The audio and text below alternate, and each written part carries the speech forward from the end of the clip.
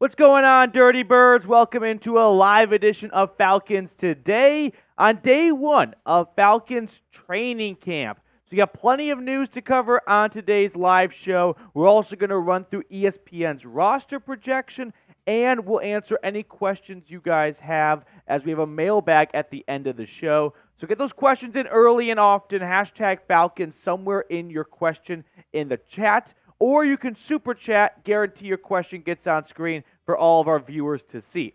Now, before we get any further in today's video, shout out your city for me though. It's always a fun way to kind of kick things off here. Let everyone click on the notification, file on in, get ready for the live show. So in the meantime, for all the diehards that hang out with us right when we start, which by the way, hand up, sorry for the late start today. Day one of training camp for a lot of teams has the whole chat sports office, which has like 5-6 people out of town for a handful of reasons, just behind a little bit. So I'm sorry for that, everyone. That's my fault. But shout out your city for me in the chat. I've got Kenneth Haynes watching from Atlanta, Georgia. Ty Man, the Buckeyes in the Buckeye State. Always good to see you, Ty Man.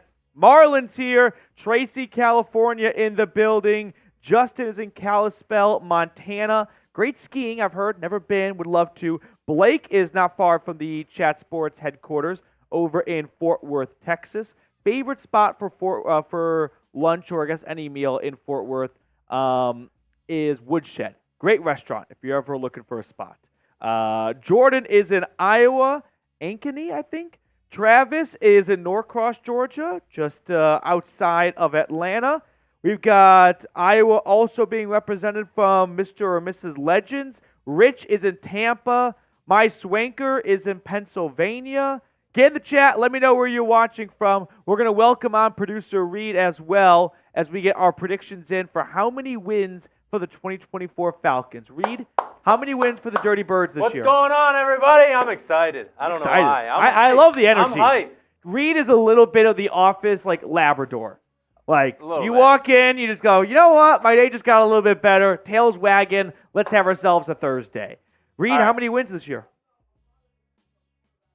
They won 7 for 3 straight years. Will that trend end? My initial thought is 12. Whoa. Yes. I think you might have my job soon. People are going to cheer for you over me. 12-win season. I think it's because it just feels good. Like, I will add that, sorry to cut you off. No, go but ahead. the NFL always gives 1 or 2 bottom to top teams. Yeah. Just kind of out of nowhere-ish. But for the Falcons, it wouldn't be too out of nowhere. 7-win teams, not too far off. And a good quarterback being added. Hiccup. So 12 I don't think would be unfathomable. I think 12 is the ceiling. Yeah. And 9 is the floor. Yeah, I would agree with that. My prediction is 10 wins. I think they're a 10-win team. I do think this defense will probably rear its ugly head. Not that it's ugly, but for lack of a better phrase, maybe one too many times. I just go back to last year.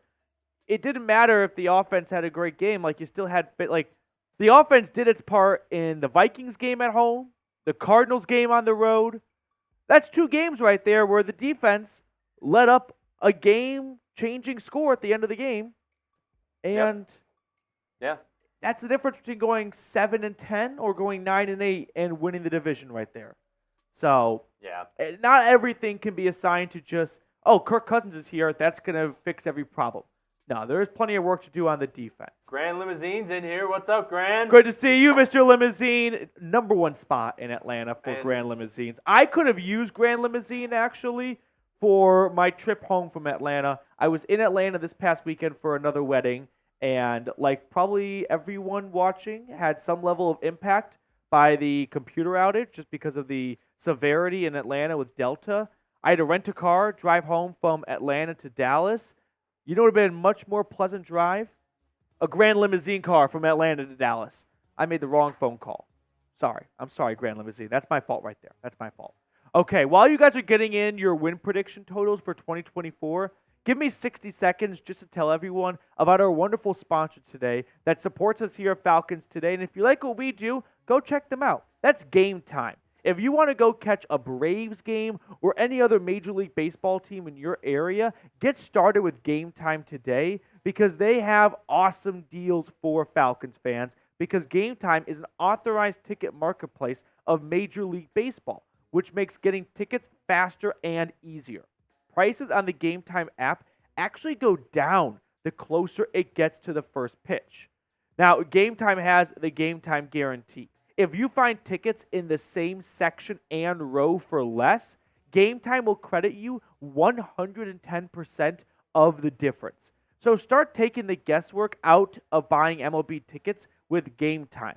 Download the Game Time app, create an account, and use code CHATSPORTS for $20 off your first purchase. Terms apply. Again, create an account and redeem code CHAT Sports for $20 off. Download Game Time today. Last minute tickets, lowest price guaranteed. Shout out to Game Time. All that information in the comments and description of today's video.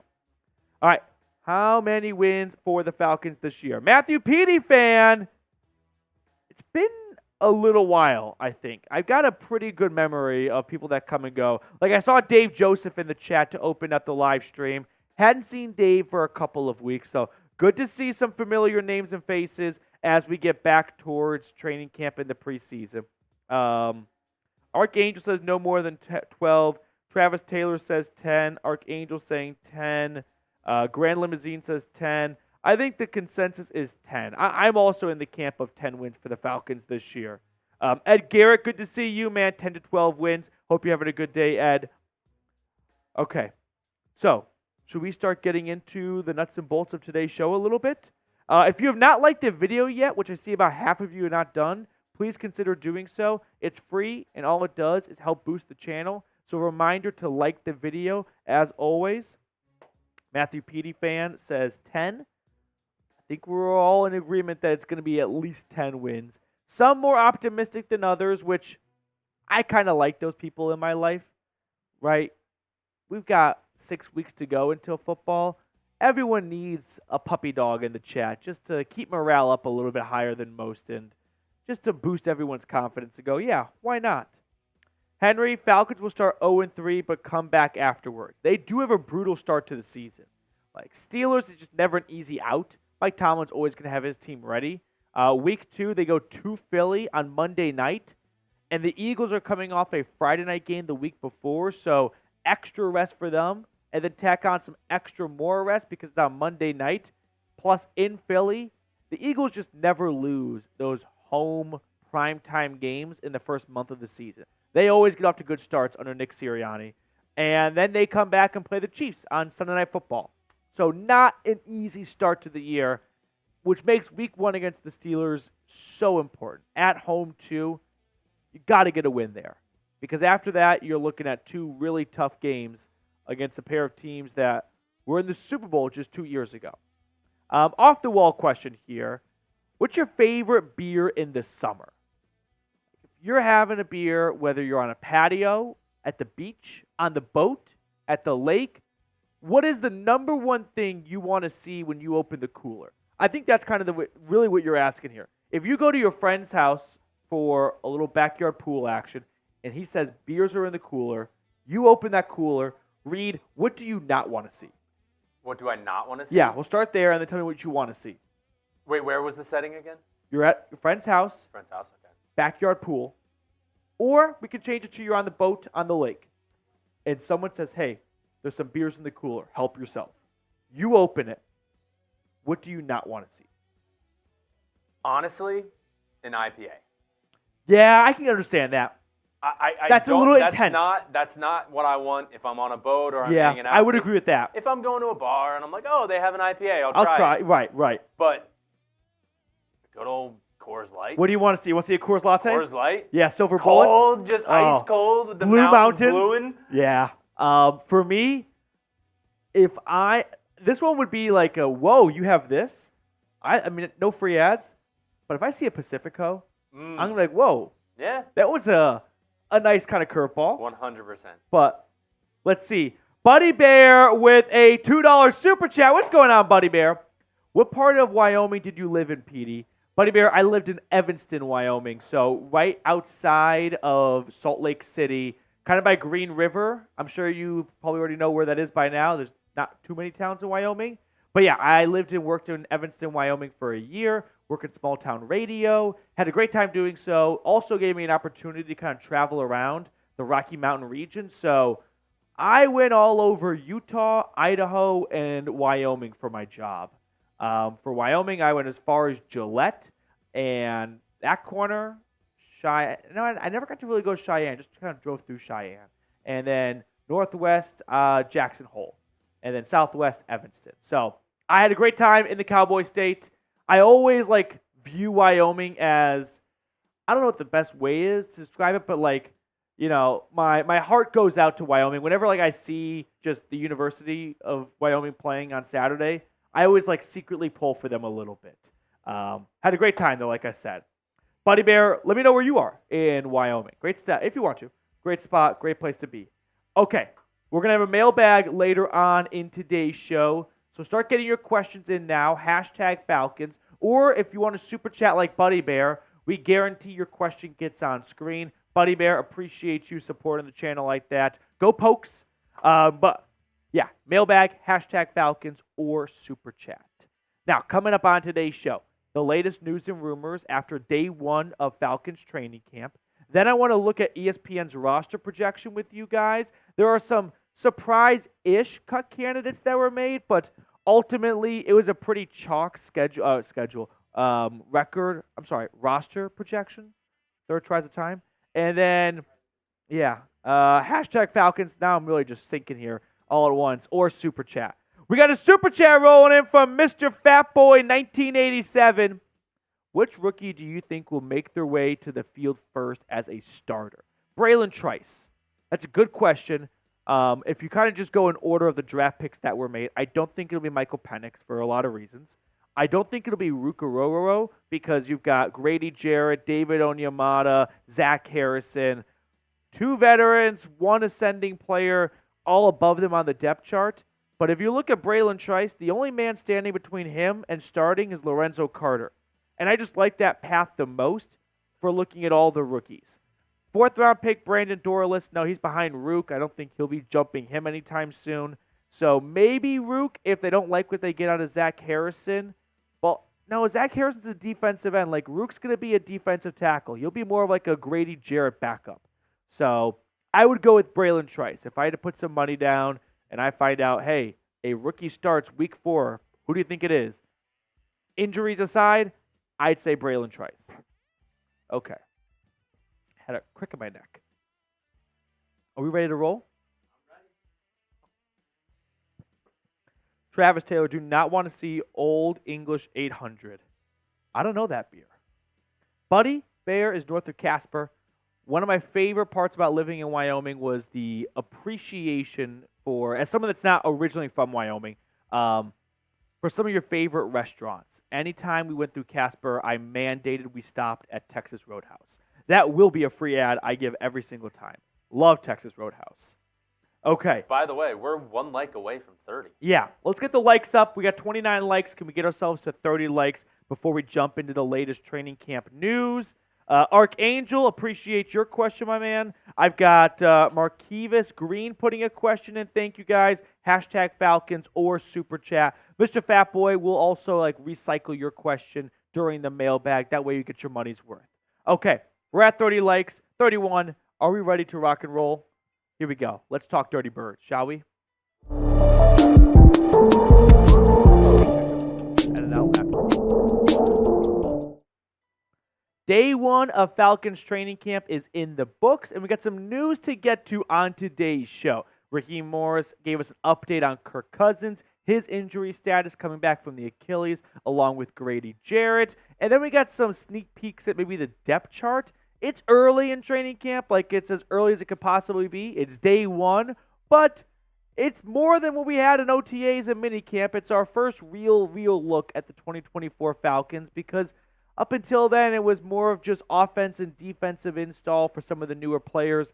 Now we're really starting to hit the ground running. Raheem Morris said that what they want to focus on in the first week of practice is speed and competition.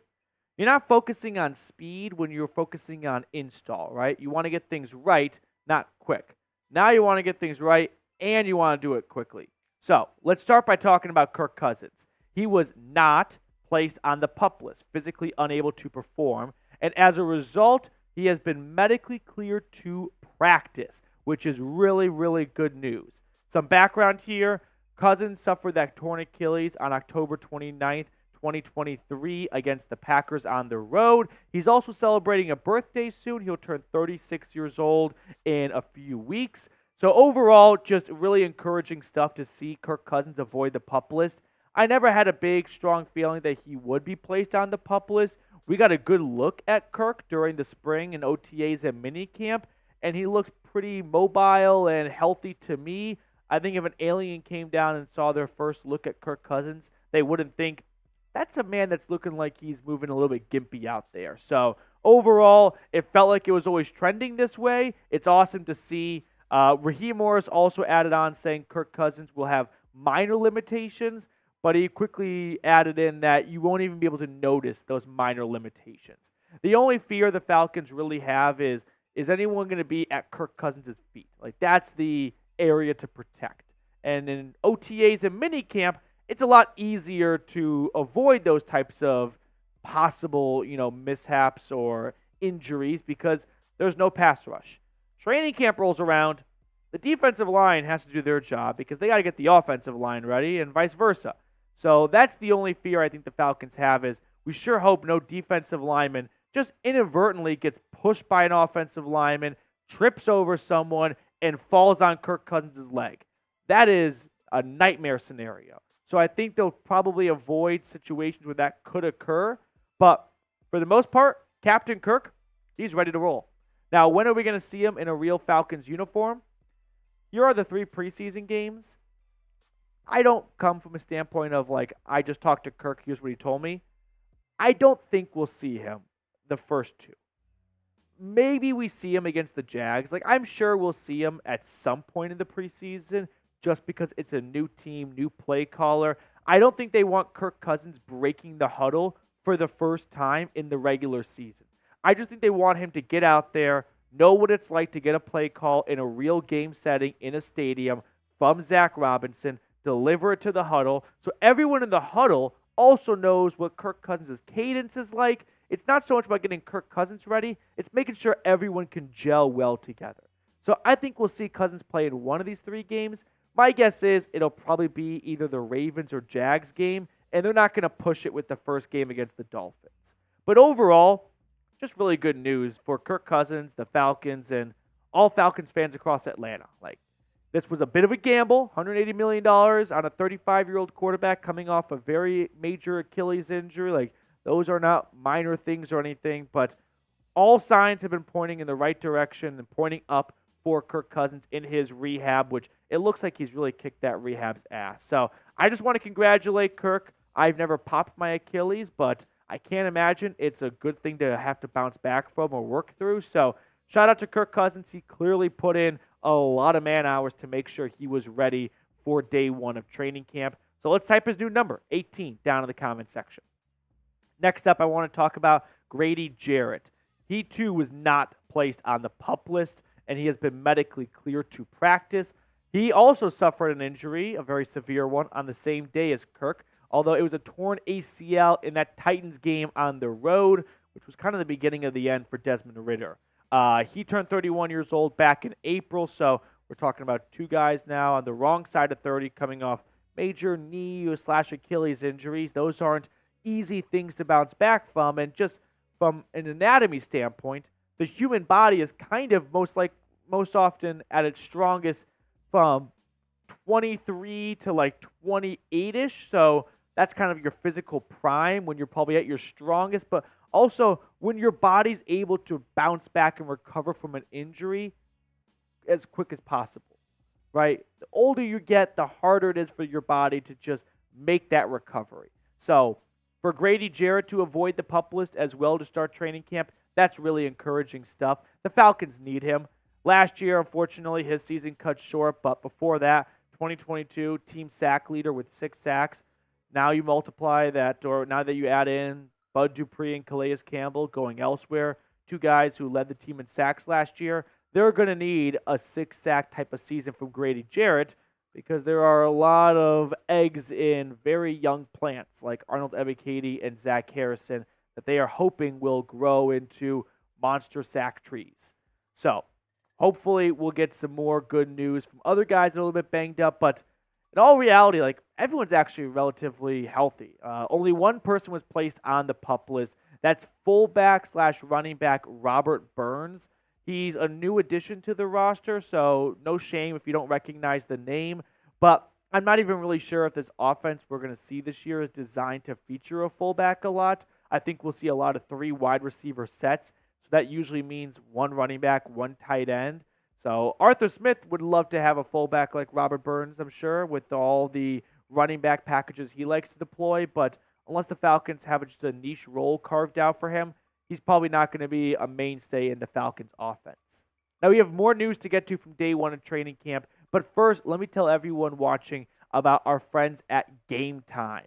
If you want to get some Braves tickets, some Falcons preseason and or regular season tickets, check out Game Time today. Game Time is an authorized ticket marketplace of Major League Baseball, which means it's a lot easier to get tickets and especially faster.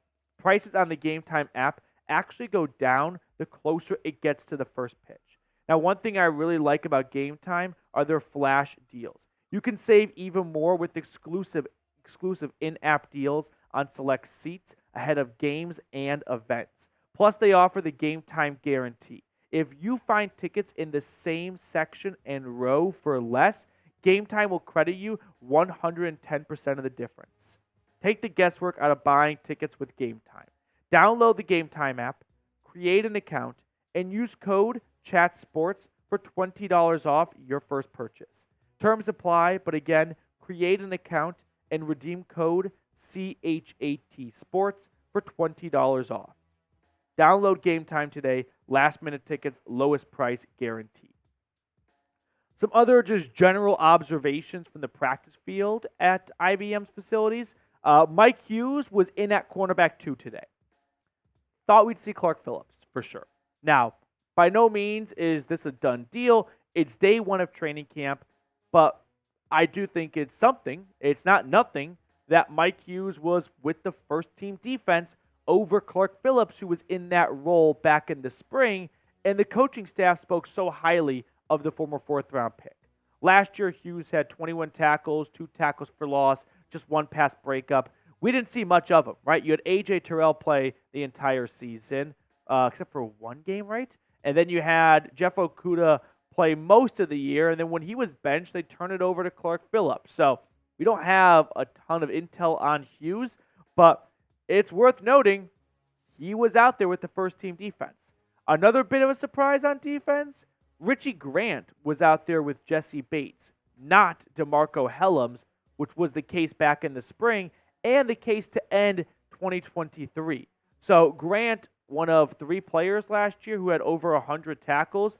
I mean, he had some good plays. There's no doubt about it. 3 tackles for loss, 3 sacks, 6 pass breakups.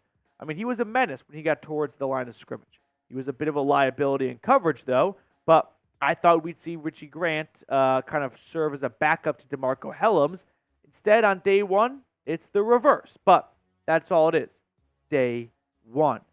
Now, never miss any training camp news when you are subscribed. We got 22,610 subscribers. We're trying to get ourselves to 22,650. 40 of you watching, if you're not subscribed, consider doing so. It's completely free. If you don't like the content, you can always unsubscribe, but I guarantee that if you give us a week, you'll like what you see.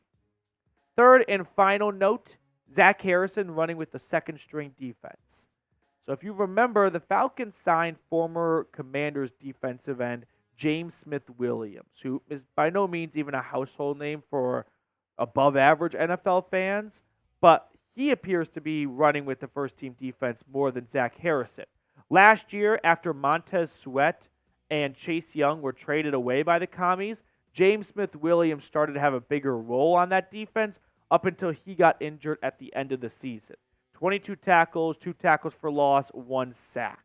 So not a huge body of work for James Smith-Williams, but all I'll say to anyone who's looking to kind of panic or freak out, it's day one of training camp. And there was a heavy rotation going on. Like, these drills are quick moving. Guys are constantly going in and out.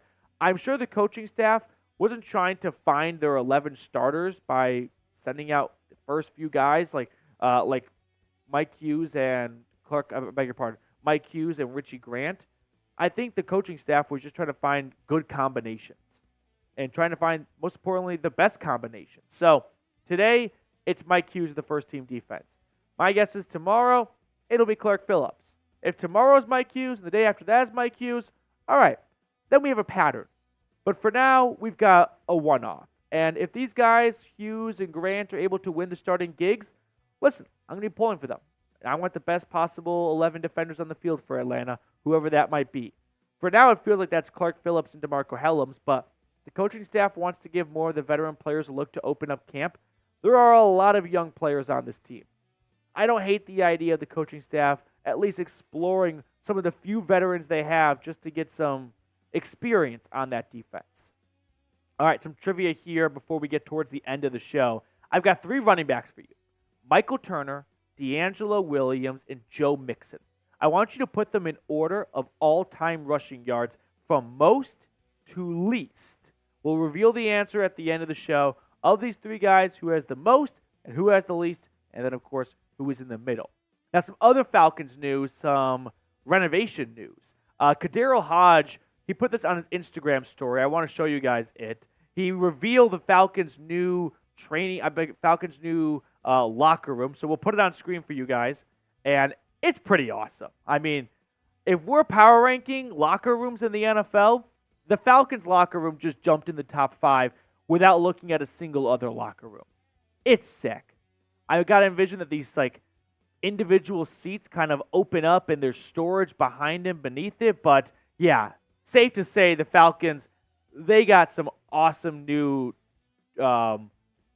just swag and gear, or most importantly, the word I'm looking for here is just locker room, stuff, for lack of a better term. I don't know. I kind of botched that whole thing up there. But the point is, awesome locker rooms. Just take that and run with it. They also reveal some of the new weight room additions they've been working on throughout the offseason. So they got like garage doors, huge doors that open up right onto the practice field from the weight room. So the Falcons had some homework to do from like a construction standpoint for the front office, and not just the front office, but for the ownership group, because the NFLPA survey that came out at the end of the 2023 season, it kind of ripped some parts of the Falcons' facility apart. And credit to the NFLPA survey, because without it, I don't think we'll see as many like radical changes league-wide to a lot of key pillars to just overall player enjoyment away from the field on Sunday, like locker rooms and weight rooms and just travel care and whatnot. Look at the NFLPA grades from January. I mean, locker room, F. Training room, B-. So, listen, say what you will about Arthur Blank and his shortcomings as an owner and maybe some lack of winning from time to time, but all in all, the guy listens and he responds to requests. F locker room? Fine. Give us a few months. We'll give you the best locker room in the NFL. And I think the Falcons did that. All right, going back to our trivia question. All-time rushing yards leaders. Michael Turner, D'Angelo Williams, Joe Mixon. Who's 1, who's 2, who's 3? The answer is D'Angelo Williams, then Michael Turner, then Joe Mixon.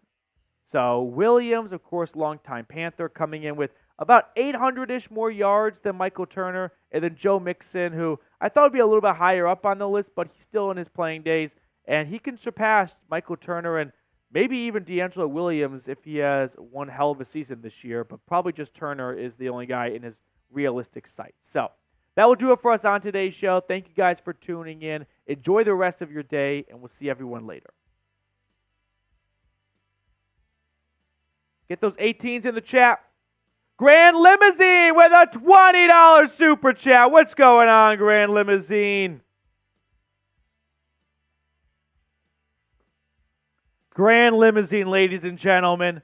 Number 1 supporter of Falcons Today. Go support them next time you need a grand limousine in the Atlanta area. Let's go. Jason Greenway's in the chat. Good to see you. Grand Limousine. I always love, by the way, that your super chats are just like mic drops. No captions. Grand Limousine, you just kind of feel the aura when he walks into the room. I love it. Everyone quiets down when Grand Limousine walks into a room. Doesn't even have to open his mouth to get everyone else to shut up. Yeah. That's the kind of respect he commands. And he controls the chat too, because he doesn't have to talk when he does a super chat. Yeah. He just controls the chat. Grand Limousine, all-time viewer of Falcons Today. Shout out to you. Thank you as always for supporting the channel. 18s are coming in from Archangel, from Ty Man the Buckeye, from Emrod, from Boyd Severe, Grand Limousine as well. Jason Greenway, Travis Taylor. Appreciate everyone. If you're watching and you have not liked the video yet, make sure you do so. Really big, helpful tool to help grow the channel. All right, next up on the show, though, we've got ESPN's roster projection. So we're going to check out the 53 players they had on the Falcons' final roster and kind of go over some of the more notable / surprise cuts. I will say none of the cuts they made were like jarringly, surprising, but there were some notable omissions that are worth discussing. Okay, so I'm ready whenever Mr. Reed is ready. If you're ready, give us a thumbs up and let's jump in. I can't speak well today. Let's dive into our second segment here on Falcons Today. Before we check out the Falcons roster projection from ESPN, you guys know I love to look at the analytics on YouTube. And in the month of July, Falcons Today has a little under 6,000 subscribers. Meanwhile, Saints Now has nearly 2,000 more, likes, not subscribers. I wish we had this many subscribers in the month of July. But they have 2,000 more likes in the month of July. So make sure to like the video, not just today, but every time you click on one of our videos. We're going to check out ESPN's roster projection with training camp just getting underway. Felt like a good time to kind of peek at who they have making the 53-man roster. We're also looking at some of the surprise and notable omissions and cuts that were made. So let's go in the most logical football chronological order from offense to defense, kind of front to back. So we'll start with Kirk Cousins and the rest of the quarterback room, where this is done by Mark Ramiondi. He's the new Falcons ESPN beat reporter. He has Kirk Cousins, Michael Penix Jr., and Taylor Heineke making the 53-man roster. Overall, not too surprising by this. You could argue Heineke won't make it, but the fact that the Falcons reworked his contract and he agreed to a pay cut to stay with the team, I think there's some motivation to have 3 quarterbacks on their roster while Cousins works his way back from an injury. Moving on to the running backs, Bijan, Tyler Algier, Jace McClellan, and Avery Williams. No big surprises here in terms of omissions or cuts. Maybe a little bit of a surprise about someone who made the roster, which is 6th-round draft pick out of Alabama, Jace McClellan. I think that the former Crimson Tide back has some work to do. We didn't get to see him at all during the spring. Remember at Alabama, he suffered an injury. I think it was in the Iron Bowl, and then he missed the first. No, I don't know if he missed the first college football playoff game, but regardless, that did knock him out for a lot of the pre-draft workout stuff, and as a result, I think he fell to day 3 of the draft. So he's got some work to do to prove that he's worthy of a spot on the roster. Last year for Alabama, I mean, for the Alabama Crimson Tide standards, it didn't really live up to it. I know that's a really high bar and unfair to him for averaging nearly 5 yards a carry, but I think if you ask an Alabama fan in your life, that the bar was probably a little bit higher for him and didn't quite exceed it. So I'd be a little surprised if he were to make the 53-man roster, just because I think there's going to be a lot of dosage and usage going to Bijan Robinson that they may not feel like they need to carry 4 running backs. Wide receivers, 6 made the roster. Drake London, Darnell Mooney, Rondale Moore, Ray McLeod, Kaderil Hodge, and Casey Washington. This is relatively chalk. There's no one on that list that shouldn't be on that list, and there's no one that's not on that list that should be on that list. The Falcons don't have a very deep wide receiver room, so I expect, if healthy, the top 6 guys, which I just listed, all to make the roster. Kadarius Hodge can be a really good special tool on special teams. Same with Ray McLeod. Casey Washington, a rookie, they're not going to cut him. So for me, it's pretty chalk, and I expect it to go that way when roster cutdown day gets here. Moving on to the tight ends, Kyle Pitts, Charlie Werner, and Ross Dwelley. So this part right here is a little bit not surprising, but I won't say concerning, but maybe a little concerning. The tight end room is lacking some depth when it comes to experienced receivers. Like, you combine Charlie Werner and Ross Dwelley's receptions, over their careers, they've got a combined 10 years of service and 55 grabs. If something were to happen to Kyle Pitts, there is not another receiving tight end on this roster. So there are some bets being made on Kyle Pitts staying healthy this year, and hopefully he can. But if something were to happen to the Unicorn, we're going to see a new version of Charlie Werner or Ross Dwelley that we haven't seen before. Now, who do you think will have more yards this season? Darnell Mooney or Kyle Pitts? I could see them being very close. Sure, Darnell Mooney the last 2 years was below 500 yards each season, but in his second season, he went over 1,000 yards, which Kyle Pitts has not gotten to since his rookie season. So who do you think will have more yards this year? Darnell Mooney or Kyle Pitts? Onto the offensive line. Jake Matthews, Matthew Bergeron, Drew Dahlman, Chris Lindstrom, Caleb McGarry, of course. And then there are 4 backups. Storm Norton, Kyle Hinton, Ryan Nuzzle, and Tyler Vrabel. That is pretty expected, I'd say. There's no one that shouldn't be on that list or no one that should be on that list. Overall, the offensive line, though, is the strength of this team. It is the what did Michael say in The Office when talking about the Titanic on the riverboat cruise? It's the guys in the furnace feeding it coal. The offensive line is what makes this team go. It is a top 5 unit in the NFL. I don't think there is a single other unit on the Falcons roster that can make that argument.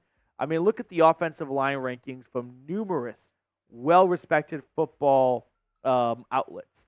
Warren Sharp Football Analysis, he has them as the 2nd best offensive line. Pro Football Network, 5th best. Pro Football Focus, 6th. The Huddle, 6th. Establish the Run, 6th. We're talking about out of 32 teams, the floor for this offensive line is 6, and I think it's much closer to 2 than 6. So this is the number 1 unit on this entire Falcons roster. It's got to stay healthy because it what makes the offense go. All right, before we look at the defensive side of the football now, today's show is sponsored by Game Time. If you love summer baseball and want to catch a Braves game or any other major league team, you're going to want to give Game Time a shot. Game Time is an authorized ticket marketplace of Major League Baseball, which makes getting tickets faster and easier. Prices on the Game Time app actually go down the closer it gets to the first pitch. Now, one thing I really like about Game Time is the Game Time guarantee. If you find tickets in the same section and row for less, Game Time will credit you 110% of the difference. So take the guesswork out of buying MLB tickets with Game Time. Download the Game Time app, create an account, and use code CHATSPORTS for $20 off your first purchase. Terms apply. Again, create an account and redeem code CHATSPORTS for $20 off. Download Game Time today. Last-minute tickets, lowest price guaranteed. Switching gears to the defensive line now. Let's go look at the Falcons' defensive line roster as they've got Grady Jarrett, David Onyemata, Zach Harrison, then rookie Ruka Rororo, and then fellow rookie Brandon Dorlus, and 2-time retiree Eddie Goldman, and recent draft pick Taquan Graham, along with recent-ish draft pick, but much more recent free agent signing James Smith-Williams making the roster. So altogether, 8 defensive linemen for a 3-4 defense. So clearly a lot of investment on that part of the defense. Some notable omissions here. Defensive tackle Kentavious Street.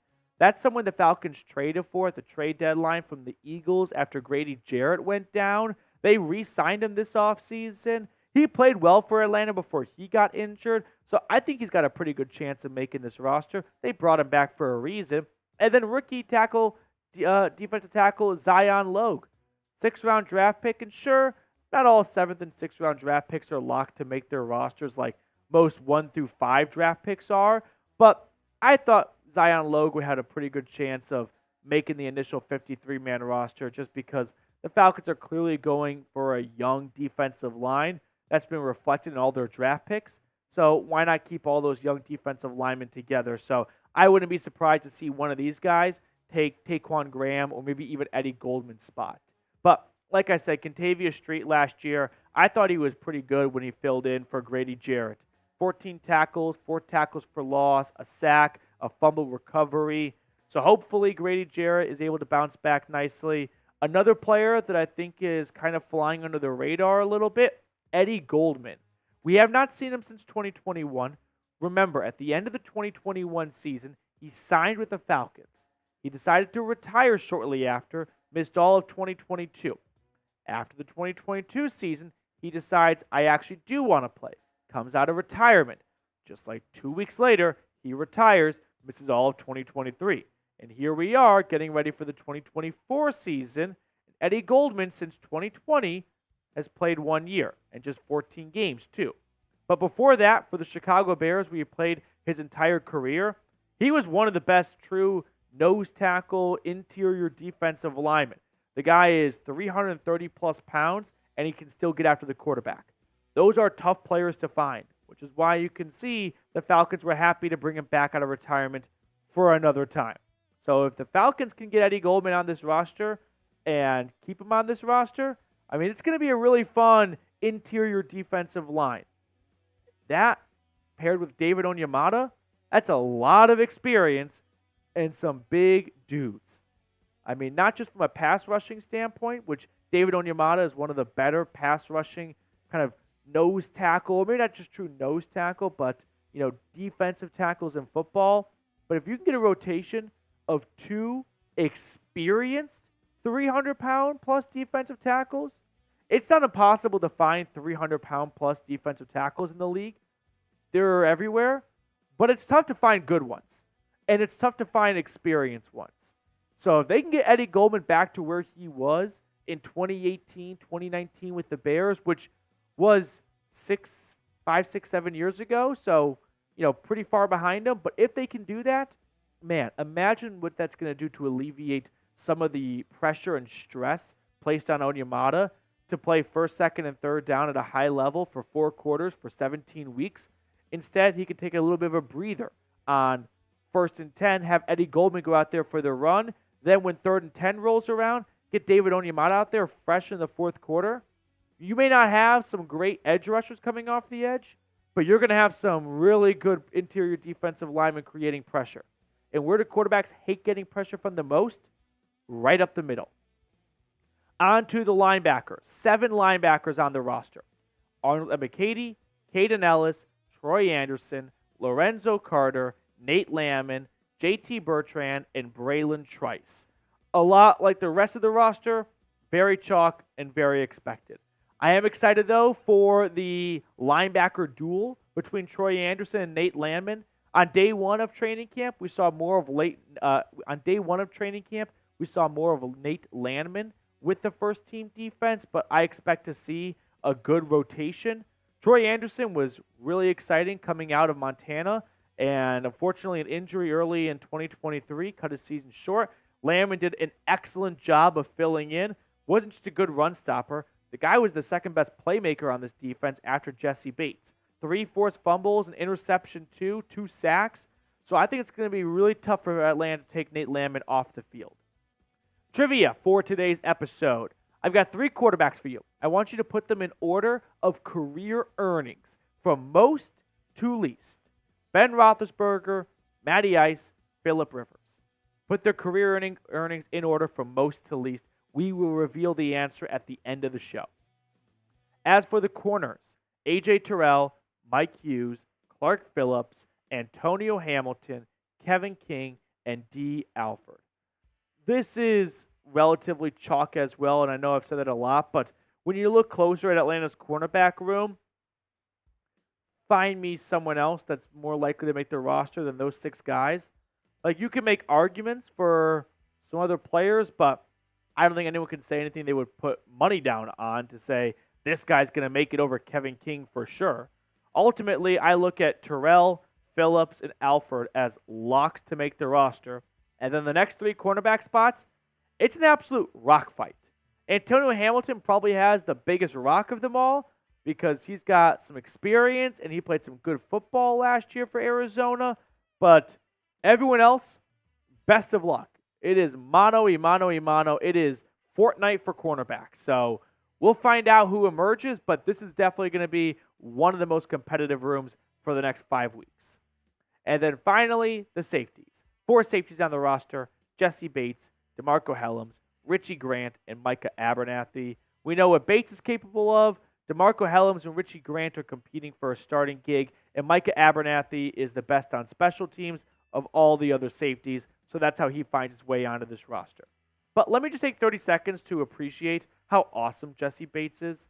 Last year for the Falcons, 132 tackles, 6 tackles for loss, 3 interceptions, 6 forced fumbles, and 1 touchdown.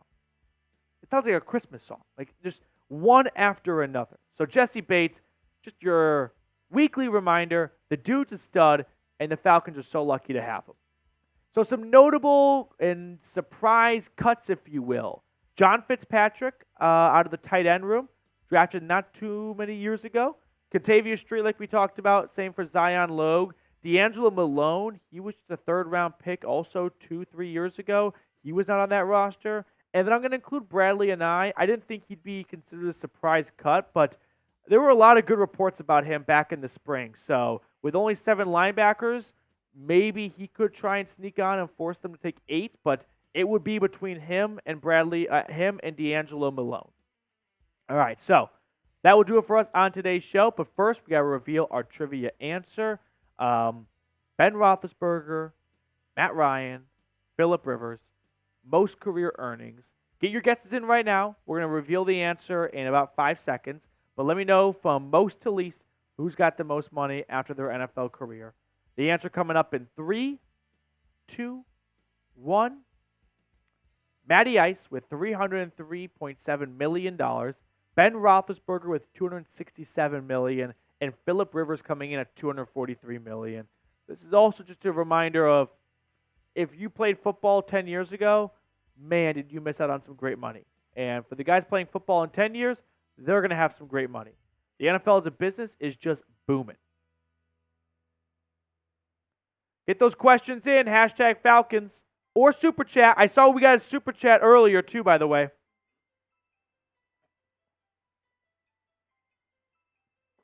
Shout out to Jason Greenway. He got the trivia question correct.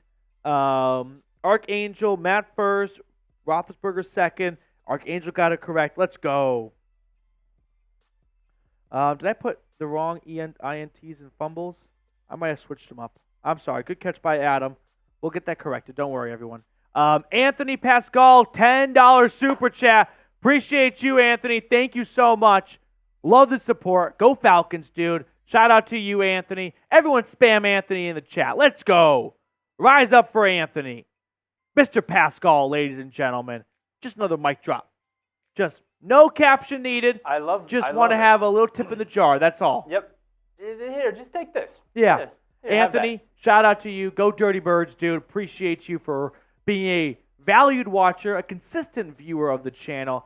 Anthony Pascal, $10 Super Chat in July. That may not seem like a lot, but I'll tell you what. When the season rolls around and it's week 1 and Russell Wilson and the Steelers take the field first, that $10 Super Chat is like a 2nd and 10 swatted down pass. Yes. 3rd and long, which I'd actually prefer like a swatted down pass just to get 3rd down, just to get the crowd into it for the first 3rd down of the season. Oh, everyone's like, need that. They came to Mercedes-Benz with a job to do, and that was to be on their worst behavior on 3rd down. Yep. And I want to get to that first 3rd down as quickly as possible. Anthony, Appreciate you, dude. Go Falcons. All right. Hashtag Falcons or Super Chat. We got a handful of Super Chats already on today's show. We're $13 away from $50 in Super Chat. So if anyone wants to put us over that mile marker, very much appreciated. Great way to support the channel. Really do appreciate everyone who goes above and beyond with the Super Chats. I have a deal. Ooh, Reed's making deals. I'm making deals. Reed's making deals. All right. So, 2 options. Yep. If either one happens, you fulfill the deal. I drank a lot of water today. I have to pee really bad. Okay. So, I'm going to go pee. If we get to $50 or 100 likes, I'll shotgun a beer. The 100 likes would be tough to do just because we don't have 100 people tuned in at the moment, but I do appreciate the flexibility. Yeah. So, you want to go run to the bathroom and see what happens? I'm going to go run to the bathroom. Takes about, I don't know. I'm going to bring a can, and if we didn't get it, then I'll just sip on it. No. Can't give a free can away like that. No? No. Gotta earn the can. All right. Gotta earn it. Gotta earn it. This isn't communist Russia. Colby Martin, we'll get that question on screen for you when the mailbag gets underway. Appreciate you. We got the doggiest, Ty Man the Buckeye. Get in the chat right now. I want to get some shout-outs here as we get ready for our mailbag. But Reed just left the room. My guess is it'll take about 2 minutes to go all the way to the bathroom and come back. So if he makes it back and there's a $13 super chat awaiting us, he's got a beer to crush. Otherwise, he has to just sit in sobriety on a Thursday afternoon. Okay, we've got the doggiest, like I said. Tony Wright is in the chat. Tony Wright breaking down this roster with me. Archangel is here. I'm excited for Eddie Goldman if they can find old Eddie Goldman. He was a really good interior defensive lineman, really good run stopper. So to have 2-3 great run stoppers in Jarrett, Onyemata, and Goldman, that's going to be miserable for opposing run games. Now, by no means is that going to be the solution to the Falcons defense, but it's a start. So I'm excited. That one Falcons fan, let's go. Marcus Davenport. The Saints pass rusher? Are we talking about the same? Am I talking about the right Marcus Davenport? He went from the Saints to the Lions to... Sorry, from the Saints to the Vikings to the Lions. Yeah, he's on the Lions now. He sucks. I'm not really sure what the Vikings were thinking when they signed him. He had 2 sacks last year. How many games did he even play in? He played in 4 games. Yeah, lack of availability for him has always been an issue. He played in 9 games the last year in New Orleans and had half a sack. And the Vikings were like, that's $10 million. Ooh, that one Falcons fan. Falcons trivia. Which non-quarterback for the Falcons holds a perfect passer rating? That's a good question. First name that comes to mind is Mohamed Sanu. And I don't know if I'm going to think of a better name. But I'm thinking it's got to be Sanu. I can't recall some, has someone else completed a pass? Yes. I don't know if just completing one pass would give you a perfect passer rating. But I think it's got to be Sanu. Ed Garrett says, or Jamal Anderson. Dylan's on my side of Mohamed Sanu. Trick is going with Sanu. Mohamed Sanu, final answer. We got some trivia here. We got no $13 super chat, though, as Reed returns from his bathroom break. Can we get the answer? That one Falcons fan? Everyone's typing in Sanu. That's got to be it. We did get to 60 likes, so we're inching our way towards 100. All right. Correct. Let's go. That's a big win, Jigabuggy. Okay. Let's talk mailbag. I mean, let's talk whatever you want to talk about, I guess. So if you have any questions, hashtag Falcons in the chat right now, or super chat. If you super chat, we guarantee gets on screen. For the super chats that have a question in it, bump those to the front of the line. If they have no question, just put them at the end of the mailbag. Sounds good. Okay. Um, Here we go. Let's talk whatever you want to talk about. I don't even know what we're going to talk about. The world is your oyster. I'm just here to be a soundboard, just to bounce ideas off of. Ask me a question. I'll do my best to answer it. I'm like a Disney cast worker. Just can't say no.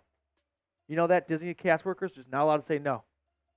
Got to answer all questions. I did know that. Yeah. One of my friends from college, she worked at Disney. That's and pretty she cool. was was characters. Oh, wow. Yeah, it was awesome. She definitely can't speak. That'd be terrifying. Oh my God. Could you imagine if you were giving a hug to Goofy and also he starts talking to you? Scare the bejesus out of an 8-year-old. All right. Dylan, I appreciate the question, but like the hashtag Falcons part, I'm not trying to be annoying, but it has to have hashtag Falcons. Otherwise, our software doesn't scan it and it doesn't find it when it scans the chat, pulls it, and puts it on screen. So you got to have hashtag Falcons. Okay. Let's jump into a live Q&A. Mailbag time here on Falcons Today. I'm answering questions from our live show, which airs every single Thursday at 5 p.m. Eastern, 4 p.m. Central. First question coming in from Mr. Luke Hughes, I'm sorry. Luke, did you see the Jerry Jones presser? Any chance they trade Micah Parsons? I did see the Jerry Jones presser. It kind of reminded me of like a half Trump, half Biden presser. Not to get political, but just like if you watched it, I think you could come away with a similar overall assessment of it. Any chance the Cowboys trade Micah? No. I don't think they're going to trade Micah. I do think they're going to drag their feet and probably end up not paying all three of their star players. They're trying to brainwash their fans, not to make this a whole Cowboy segment, into believing that it's impossible to pay all three guys. The tough thing that the Cowboys don't realize is there's a team called the Philadelphia Eagles in their division, which has literally done that. Jalen Hurts, one of the highest paid quarterbacks. A.J. Brown, the second highest paid wide receiver. Like, you can pay Dak and C.D. Lamb. Oh, and also the Eagles, Devontae Smith, top 10 in wide receivers. Their offensive line, covered in cash. Their defense, there are some expensive dudes on that half of the field as well. So, will the Cowboys ever get to a point where they trade Micah? Unlikely. But man, if it ever gets to that point, I sure hope the Falcons are on the phone. I don't think I need to sell Micah Parsons on anyone. I'll give up pretty much whatever it would cost to get him. It's probably going to require 2 first-round picks and then some more, but I think he'd be worth it. He would instantaneously become the Falcons' best player defensively in franchise history. Like, if Micah Parsons played his first 3 years with the Falcons, I think he'd be the number 1 player in Falcons history on... Sorry, I forgot about primetime. That was dumb of me. I was just thinking about pass rushes for a moment. That's my fault. Second best? Arguably? Probably? So, yeah, I'd love to see that happen. But we'll have to wait and see on that frontier. Hopefully, the Cowboys can continue to piss down their legs a little bit.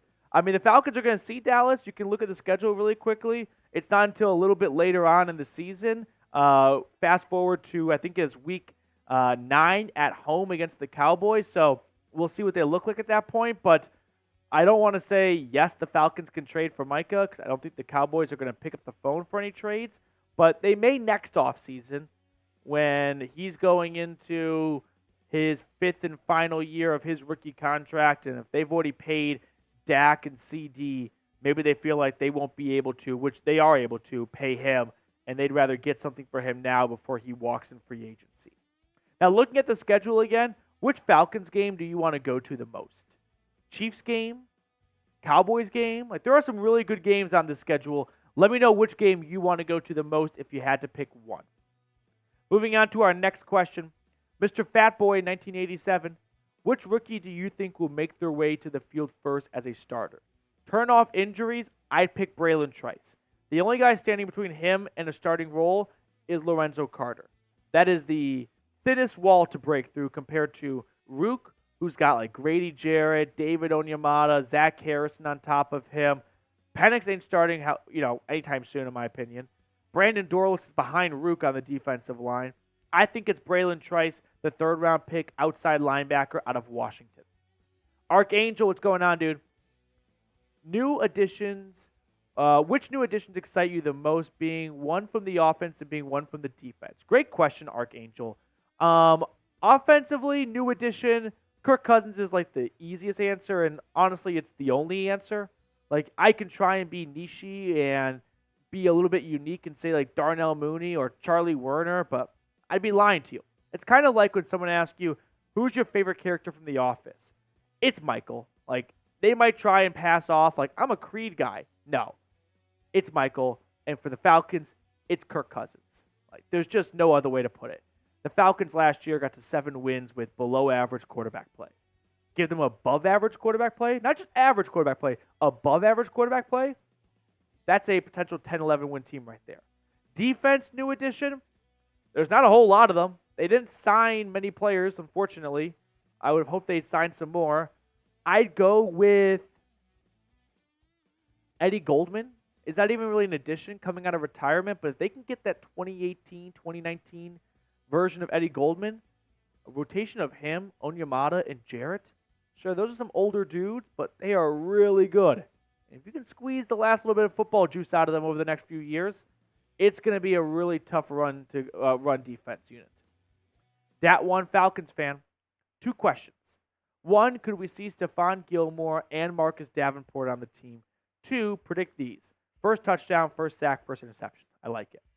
All right, could we see Stephon Gilmore? No, I don't think so. I think the Falcons are content with Clark Phillips and Mike Hughes.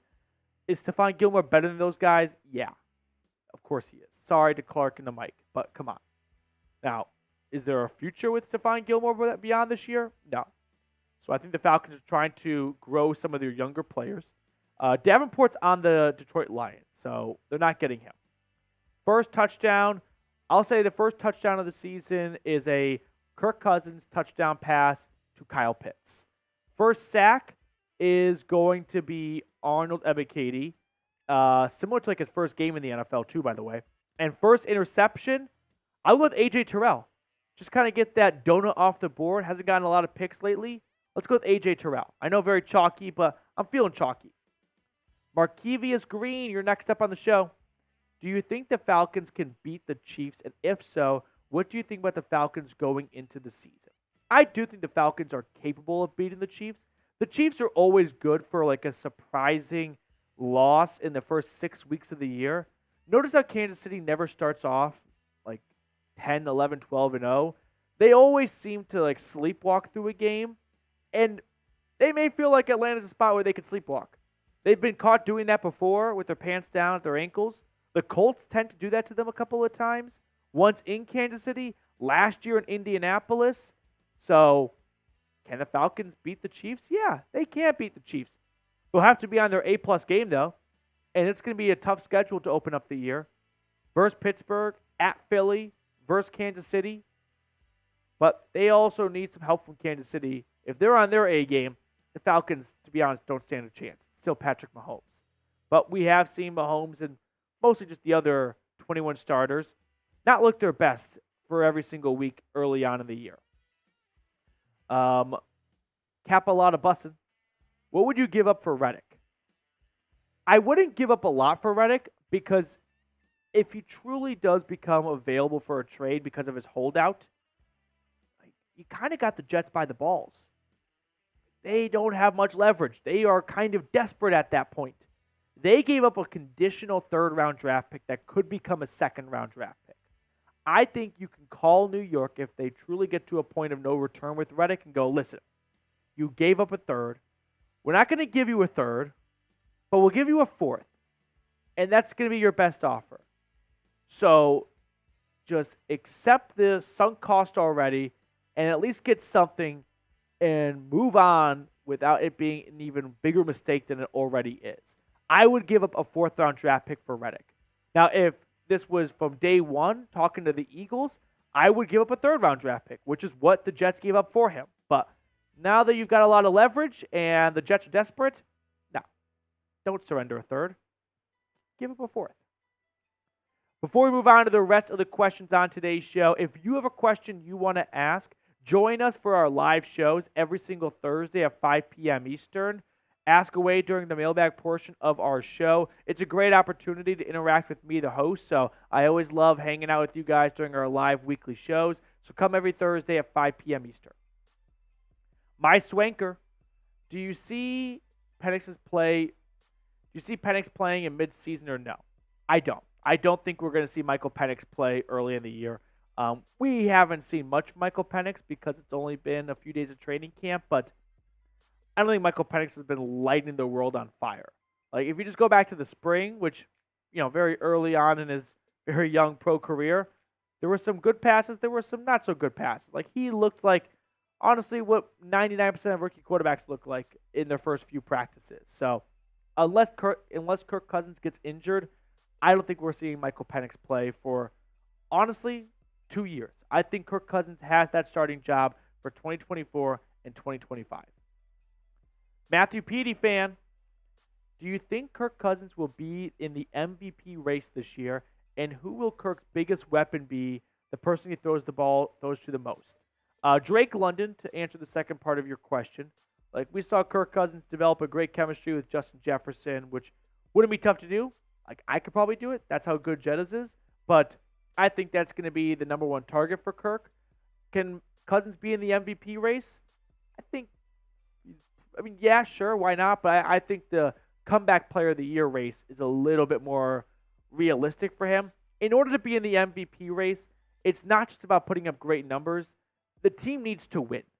Go look at all the quarterbacks that have won the MVP award. Lamar won it last year. Lamar wasn't like playing the greatest football of his career. Like, if you look at the last 5 MVPs, his MVP season is probably the weakest, but the Ravens were the number 1 seed in the AFC, in a really tough AFC. So the Falcons need to do more than just have a good quarterback. They got to have a great team, like win-wise. So I would look at comeback player of the year for Kirk. The Dogs YouTube, do you think Grady Jarrett will lead the team in sacks this year? If not, who? I don't think he will. Just 31 years of age, coming off a torn ACL. I'll say Arnold Ebiketie, and I'll say he leads the team with sacks with 7.5. I mean, that'd be a good jump for him from where he was last year. 6 sacks, where the leading sack getter was at 6.5. But I'll say Arnold, and I'll put it at 7 sacks. That's my prediction right there. Moving on to our next question. One moment. Sorry, everyone. Ed Garrett. No Eddie Goldman news today. Is it time to panic? No. That sounds like a good thing, unless I'm missing out on a great inside joke here. But it is like a little surprising that he's come this far. Like, I would say he's through the hard part yet. Training camp's the hard part. Like, training camp in Flowery Branch, Georgia. Like, the only worst place to have training camp is Miami, Florida. Like, it's hot down there. But if Eddie Goldman can stick it out for a few more weeks, like, I think the whole reason he likes to retire is the offseason workouts suck. The in-season part's fun. So he's gotten through most of the offseason. Just stick it out, Eddie, because we'd love to have you on this defensive line. Now, before we get to the last question or two, I do want to tell everyone watching about the great deal going on at Fanatics. If you want to get this Falcons t-shirt and hat combo, nearly 50% off, go to chatsports.com/ATL combo. I put that link in the comments and description of today's video. But get yourself some new Falcons gear going into the season. Chatsports.com/ATL combo. Get not only a hat and a t-shirt, 45% off. Dylan Snap. Who finishes with more touchdowns, Pitts or Algier? I'll say Pitts. I know that people have been very upset with me for even suggesting the idea of Tyler Algier as a potential trade candidate. I think the Falcons are going to force feed Bijan Robinson the football. You look what happened last year in LA with the Rams. They found something in Kyren Williams. What do? Force feed Kyren Williams. They didn't go, ooh, let's get a nice balanced approach here. No. They found for the first time in a while in LA, a good back. And this coaching staff, which is mostly made up of former Rams coaches, come to Atlanta and inherit their next Kyron Williams. What do you think muscle memory is going to have him do? Force feed the ball to Bijan. So I don't think Algiers in for a massive workload this year. He's still valuable in short yardage situations and at the goal line. But to me, I would feel much more comfortable predicting Pitts has more touchdowns than Algier. That one Falcons fan serving as our trivia question for today's show. Which non-quarterback for the Falcons holds a perfect passer rating? I'll share the answer at the end of the mailbag. Is this our last question, Reed? One fun question, but get your predictions in right now. Get your guesses down below. I know the answer, but let me know if you know the answer. Which non-quarterback, for the Falcons holds a perfect passer rating? Buddy Bear, along with some other super chats we can sprint through. What part of Wyoming did you live in, PD? Yeah, a little bit about your host. I spent 1 year living in Southwest Wyoming, Evanston. Had a great year there working in small town radio. Then eventually got the opportunity to join the Chat Sports team, and I've been, happy ever since. But that was where I live, Buddy Bear. Appreciate you, though, for being a longtime supporter of all of us here at Chat Sports. Grand Limousine, a long time supporter of us here at Falcons Today, along with Anthony Pascal. Thank you to everyone who sends in super chats and supports the channel. If you want to get a shout out on a future episode of Falcons Today, super chat or super thanks, and we'll throw it on for everyone to see. All right, that will do it for us on today's show. That trivia question, though, the answer, you probably guessed it, Mohamed Sanu. All right, that will do it for us on today's episode. Thank you guys so much for tuning in. Enjoy the rest of your day, and we'll catch up later. All right. Jason, how do you super chat? Depending on if you're on your phone or computer, you'll see at the bottom of the screen, there's a heart with a $sign in it. Click that, select whatever amount you want. That's how you super chat. Little Sleep, watching from Tampa. If these moves hypothetically don't work and we've lost 3 to 4 seasons with Kirk, how will we look surrounding Penix? Will we give more of an Eagles type of look? You're saying just invest in a lot of wide receivers? Talking 4 years from now, hard to say, but I'm hoping 4 years from now Drake London's a number 1 receiver on this team, and they've probably added more to it earlier in the draft. But I can't give you a more clear answer than that. Jason, appreciate you, dude. Michael, do you think Cousins will play in the preseason? I think Cousins will play in one of the 3 preseason games. I don't think the Falcons want to put him out for the first preseason game. That's in 2 weeks or so against the Dolphins. But I think they want to give him at least some reps with his new offensive coordinator, 10 new starters on offense. I don't think they want Kirk Cousins for the first time in Atlanta breaking a huddle in the regular season and everyone kind of learning his cadence, his leadership style, but more importantly, just the way he delivers the play call. Like that, those are little things that don't get picked up by fans. But for the guys in the huddle, it's important to know what the play is. And that takes time. That takes practice. That takes reps. So I think they'll get those reps in for maybe a drive or two in the second or third preseason game. I definitely think it's important for him to get reps. Yeah. Because like you were saying, I forget if it was in one of our segments or just talking about it, but like for everyone else to get the chemistry with him. Like exactly. He's on a new team, he's doing a new system, like he needs to really help everyone else on the team because it's Kirk Cousins. He doesn't need any practice. It's more of getting practice with everyone else and his new teammates. Taylor Elwell, sorry, Taylor, what's the question? I'm not understanding it. Dave, how many points will the Dirty Birds average per game? Scoring was down last year. Just talk about scoring for a moment. And the NFL as a league did not like that. Like the guys in New York. So they combated that with some rule changes, like the hip drop tackle going away, trying to give players or offenses better starting field position. with the new kick return rule. It's not only trying to help special teams and save that portion of the game, but help the offense. So the NFL last year, it had a little bit of an issue in terms of boredom and lack of scoring. I'm guessing they're going to try and take measures to correct that this year. And I'll say the Falcons average 23 points. Yeah. That's a good offense right there. I like that. 23 points a game. So this was Taylor's question. Okay. I think I missed it. I'm sorry, Taylor. Which player needs a nickname? Don't say Captain Kirk.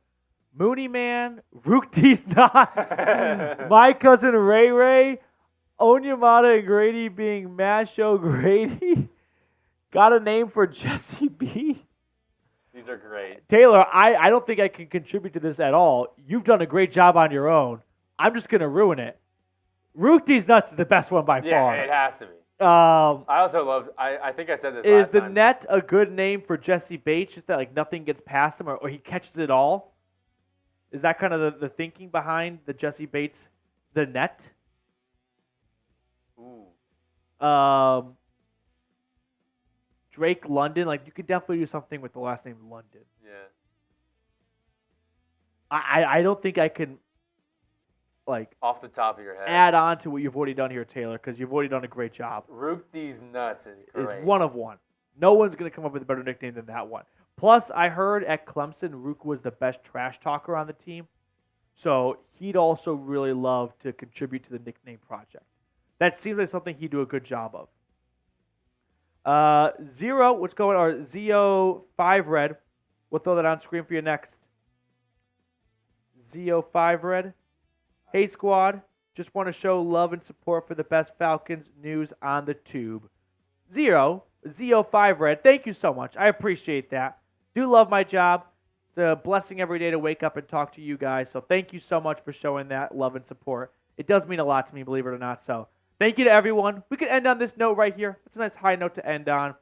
Michael, do you think we can get to 100 likes? Not looking good, but next time. Next time, yeah. Leave some meat on the bone for us to chew on later. Appreciate everyone for tuning in today. Enjoy the rest of your Thursday. And we've got a lot of news coming down the pipeline with training camp here. So hopefully no injury news, but surely we'll get some other news and rumors coming our way. So make sure to subscribe. I'm sure everyone watching right now is already subscribed, but in case you're not, hit the sub button, and we'll catch you next time.